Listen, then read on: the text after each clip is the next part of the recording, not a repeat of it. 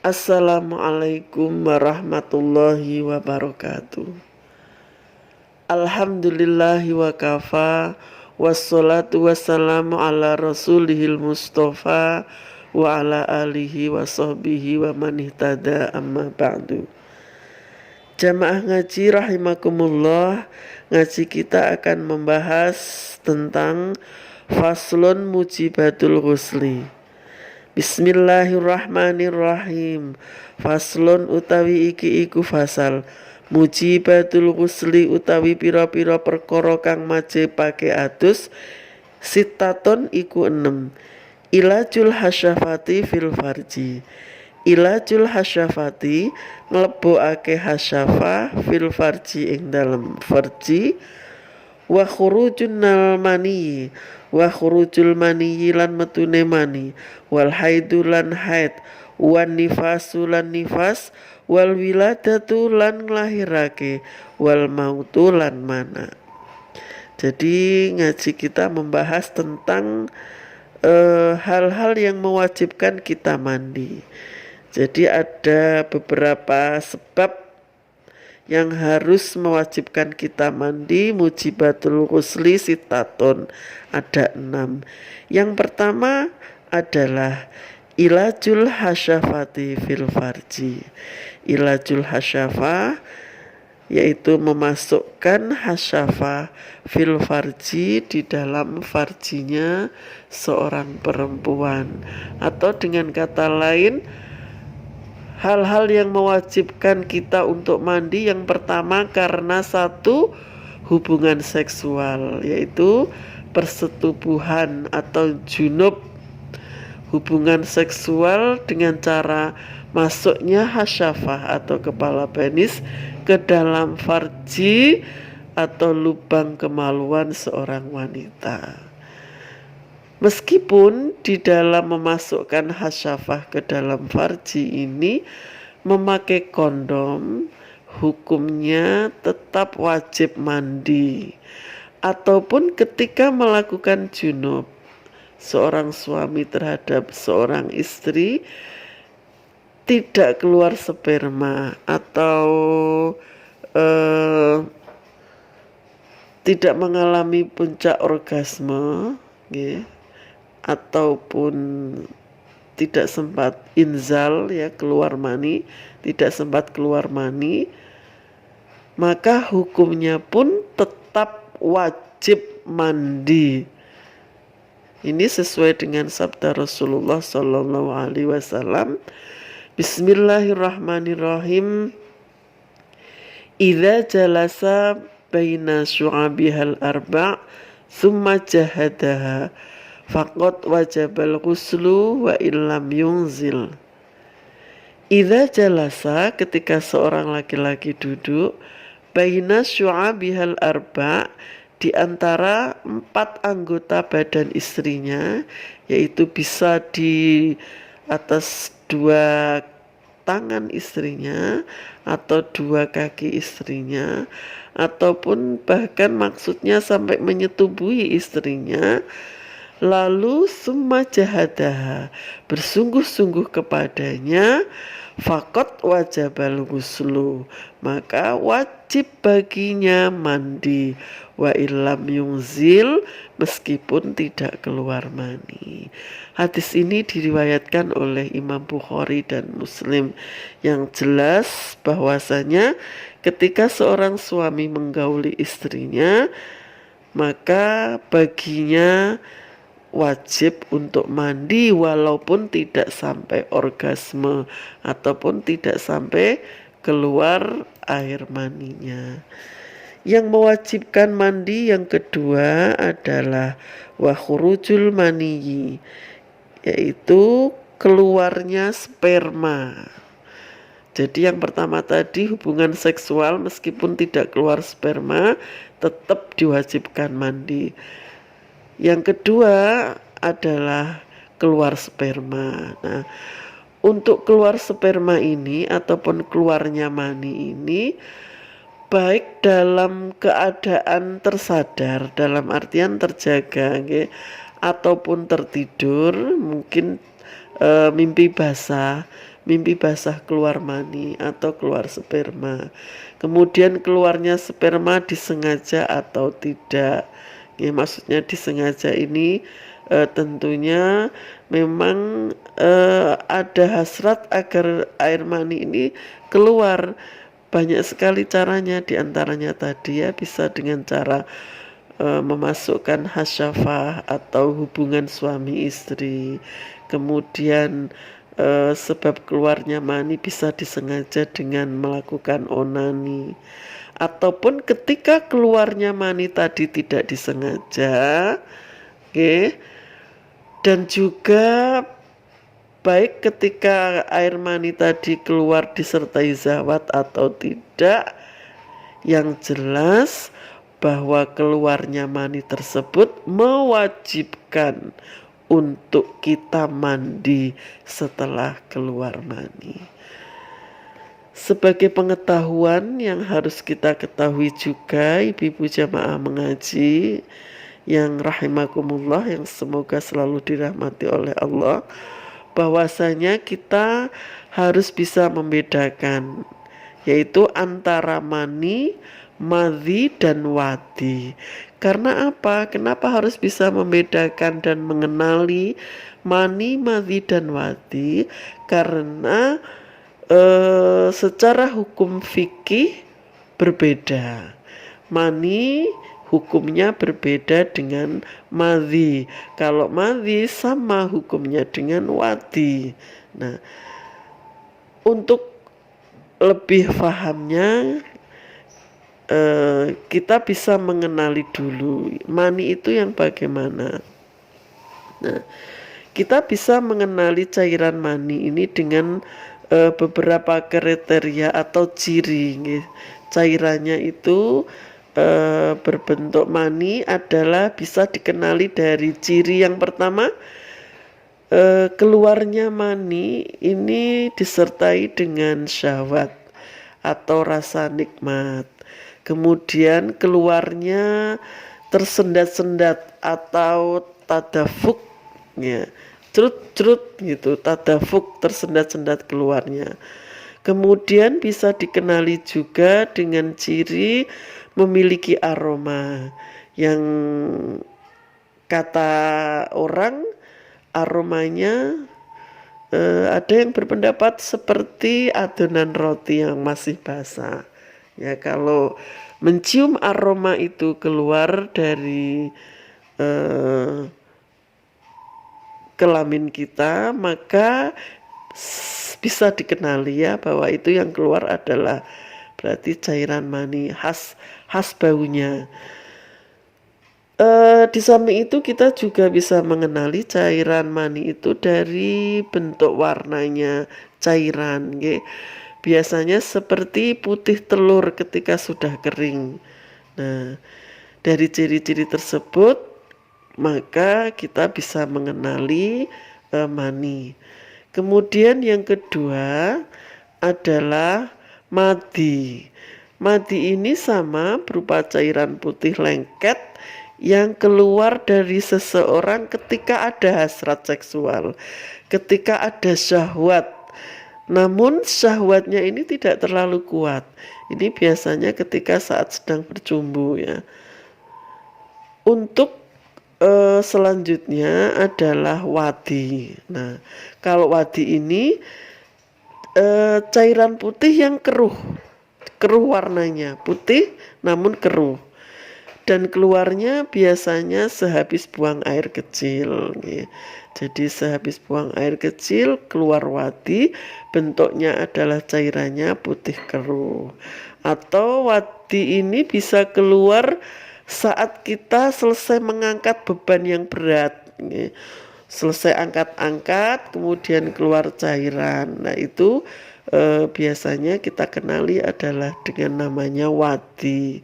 Atau ketika ibu-ibu sedang bersih-bersih seharian, bersih-bersih, masak, karena apa? Mungkin karena mau ada hajatan ya, ataupun sunatan, atau karena ada saudara jauh yang mau datang ke rumah untuk silaturahim, sehingga biar rumah kelihatan bersih, nyaman, dan perfect rumahnya, melakukan kegiatan kebersihan, bersih-bersih sampai tidak terasa lelah. Kemudian tahu-tahu sudah kelelahan. Nah, ketika kita kelelahan, kemudian keluar cairan keruh warnanya putih, nah itu adalah yang keluar cairan wadi. Hukum fikihnya kalau mani, yang keluar mani tadi sudah jelas, sudah saya sampaikan bahwa kalau keluar mani ini mewajibkan untuk mandi. Jadi mani keluar maka kita wajib mandi.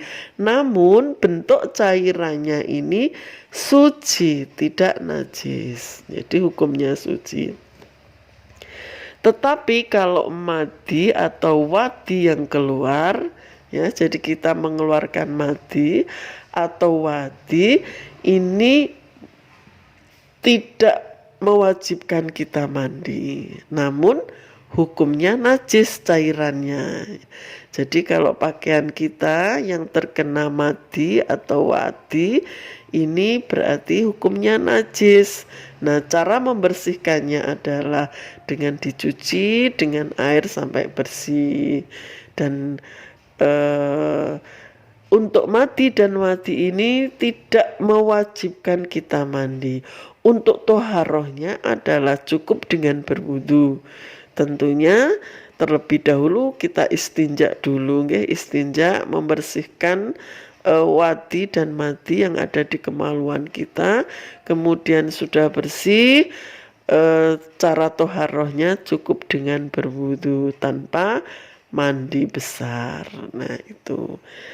Jadi untuk keluarnya mani ini merupakan sebab kita harus mandi wajib. Yang ketiga yang menyebabkan kita harus mandi adalah haid. Ya. Jadi keluarnya darah dari seseorang wanita, haid ya. Untuk bahasan haid kita kemarin sudah membahasnya ketika membahas faslun alamatul balik, yaitu tanda-tanda balik. Di antaranya adalah ketika seorang wanita sudah keluar darah haid. Nah, darah haid atau bisa kita kenali dengan istilah menstruasi. Ini biasanya dalam keadaan normal, wanita dalam keadaan normal keluar darah haid minimal sehari semalam 24 jam. Jadi batasan minimal dikatakan haid setelah sehari semalam keluar darah haid. Adapun yang menjadi batasan maksimal paling banyak darah haid keluar itu adalah 15 hari. Jadi setelah 15 hari mau tidak mau harus diwajibkan membersihkan darah haid tadi, toharoh dengan cara mandi. Ya, rata-rata biasanya, tetapi kalau seorang wanita haid itu rata-rata umumnya haid keluar selama 7 atau 8 hari. Kalau kira-kira sebelum 7 atau 8 hari sudah mampet, misalnya 2 hari atau 3 hari, ya tetap sama, yaitu cara membersihkannya. Kita toharoh mewajibkan untuk mandi setelah terhentinya keluar darah haid dari seorang wanita. Kemudian untuk yang keempat yang mewajibkan kita mandi, yang keempat adalah an-nifasu, yaitu darah nifas. Mungkin bagi ibu-ibu yang sudah melahirkan, sudah pernah mengalami semuanya, yaitu mengeluarkan darah nifas. Bagi adik-adik remaja dan anak-anak yang belum memahami darah nifas, apa itu darah nifas? yaitu darah yang keluar dari kemaluan wanita setelah melahirkan. Jadi setelah seorang wanita melahirkan, kemudian setelah bayinya lahir keluar darah. Nah, darah yang keluar setelah proses persalinan atau setelah melahirkan seorang bayi, ini yang disebut dengan darah nifas. Untuk darah nifas, batas minimalnya tidak sama dengan ketika haid, ketika keluar darah haid.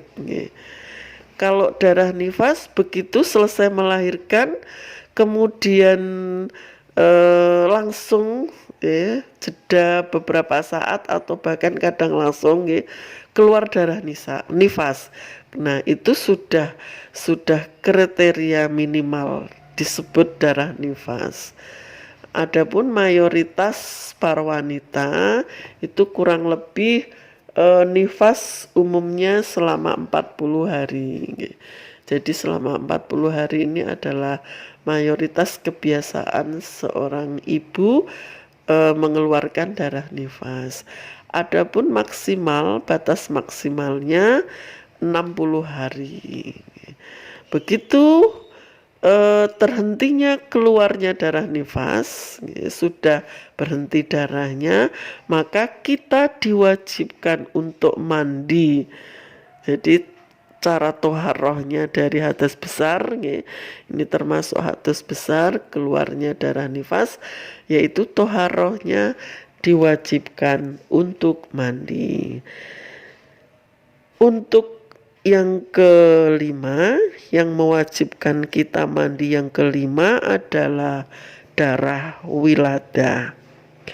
Apa darah wilada? Ini yang kadang banyak yang belum memahami perbedaan darah nifas sama darah wilada. Untuk darah wilada, yaitu darah yang keluar saat proses persalinan atau darah yang keluar saat proses melahirkan. Kita mengeluarkan darah ketika sang jabang bayi akan kita lahirkan, kemudian mengeluarkan darah. Nah, itu yang dinamakan darah wilada. Setelah bayi lahir, nah baru disebut darahnya adalah darah nifas. Untuk mandi karena wilada, karena mengeluarkan darah wilada, ini ada berbagai pendapat, diantaranya pendapat yang pertama yaitu mandi wilada kebanyakan wanita yang selesai melahirkan itu kadang-kadang hampir mayoritas yang saya tahu langsung melakukan mandi wilada dibantu oleh mbah dukun bayi ataupun perawat. Meskipun darah nifas masih keluar, tetapi karena pemahaman mandi wilada, maka pada hari itu juga atau selang waktu berikutnya langsung melakukan mandi wilada. Namun ada juga sebagian ulama yang berpendapat yang kedua, yaitu mandi wilada tidak boleh dilakukan saat darah nifas masih keluar, dengan alasan bahwasanya mandi wilada ini tujuannya adalah untuk mengangkat atau menghilangkan hadas besar. Sementara ibu yang baru melahirkan tadi masih mengeluarkan darah nifas. Nah, berarti ketika untuk mengangkat hadas besar, mandi wilada, pada posisi masih nifas, nah itu tidak diperbolehkan karena tidak bisa terangkat hadas besarnya, dalam artian masih pada posisi menanggung hadas besar karena keluar darah nifas, sehingga ketika mensucikannya atau ketika toharoh karena wiladah itu dibarengkan sampai tuntasnya darah nifas, yaitu sampai terhentinya darah nifas keluar. Kemudian mandi, mewajibkan mandi toharohnya dengan niat mandi karena wiladah dan mandi karena nifas. Nah, monggo wallahu a'lam, hanya Allah yang tahu. Selanjutnya yang terakhir yang mewajibkan kita untuk mandi, yang keenam, yaitu wal mautu, orang yang meninggal dunia atau janazah, memandikan janazah. Jadi janazah ini juga wajib dimandikan. Yang tentunya selain janazah ketika meninggalnya dalam posisi syahid, pada kondisi syahid saat perang membela agama Allah pada zaman Rasulullah, menegakkan syariat Islam, jihad bersama Rasulullah, kemudian gugur di medan perang dan meninggalnya adalah syahid. Nah, ini tidak wajib dimandikan. Itu 6 hal yang mewajibkan kita harus mandi. Akan saya lanjutkan sedikit faslun atau bab yang masih berhubungan dengan mandi, yaitu faslun furudul ghusli. Faslun utawi iki iku fasal, furudul ghusli utawi pira-pira fardune adus, isnani iku loro, an-niyatu siji niat, wa ta'mimul badani lan ngratakake awak bil ma'i kelawan banyu. Jadi kita lanjutkan masih terkait dengan mandi, yaitu kita lanjutkan pembahasannya tentang fardunya mandi. Fardunya mandi, furudul ghusli isnani, itu ada 2. Yang pertama adalah an-niyatu, niat. Untuk niat ini kita masih ingat bahwasanya niat, fardunya niat adalah di hati, bersamaan dengan pekerjaan yang akan kita lakukan, bersamaan dengan gerakan-gerakan ibadah yang akan kita lakukan, atau fardu yang akan kita lakukan. Maksudnya kalau yang kita bahas ini adalah mandi, yang kita lakukan adalah toharoh mandi, berarti niat ini harus kita barengkan saat kita pertama kali membasuh badan dengan air, ya. Jadi begitu kita akan berniat mandi dari hal-hal yang mewajibkan kita mandi, maka niat ini kita barengkan dengan saat kita melakukan mengguyur badan. Kita mulai dengan misalnya dari kepala, berarti guyuran yang pertama atau basuhan yang pertama, air yang kita guyurkan ke tubuh kita disertai dengan niat. Jadi untuk niat, setiap kita melakukan ibadah harus disertai dengan niat bersamaan dengan perbuatan yang kita lakukan, terkecuali dalam hal puasa fardu. Kalau puasa fardu, niat kita adalah sebelum kita melakukan puasa, yaitu bisa kita lakukan pada malam harinya, bisa selesai sholat tarawih, ya, ataupun ketika kita sahur. Nah, kalau puasa fardu maka niatnya harus terlebih dahulu didahulukan, terkecuali juga untuk puasa sunnah. Kalau untuk puasa sunnah bisa berbarengan dengan puasanya, yaitu misalnya pada hari Senin, puasa Senin, ketika kita belum makan, belum minum, pada malam harinya belum niat puasa sunnah, maka niat puasa sunnah ini bisa menyusul berbarengan dengan niat kita melakukan puasa, yaitu misalnya pada siang hari belum sarapan diniati langsung puasa sunnah itu boleh. Jadi terkecuali untuk niat puasa.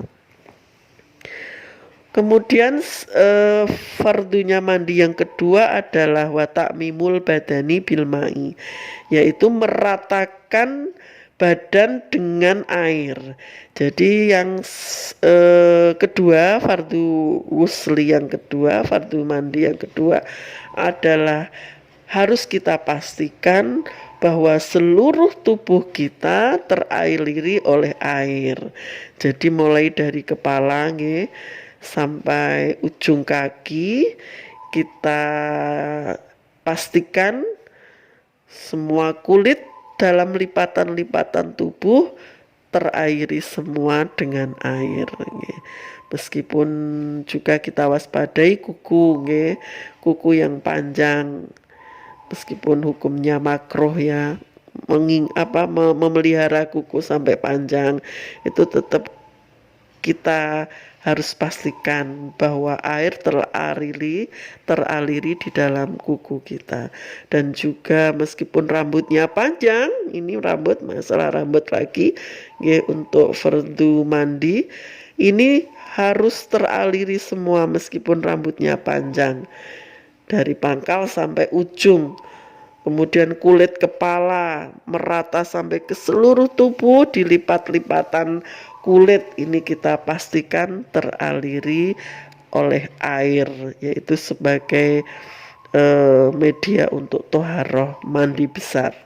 Menggunakan air yang tentu harus syaratnya air tohir mutohir, yaitu suci mensucikan. Demikian jamaah ngaji ngaji kita pada kali ini, mudah-mudahan bermanfaat. Kalau ada kesalahan, semoga Allah memberikan ampunan dan maghfirah. Subhanallah wa bihamdih adada khalqih wa ridha nafsih wa zinata arsih wa midada kalimati. Akhirul kalam, bal afu minkum, wassalamualaikum warahmatullahi wabarakatuh.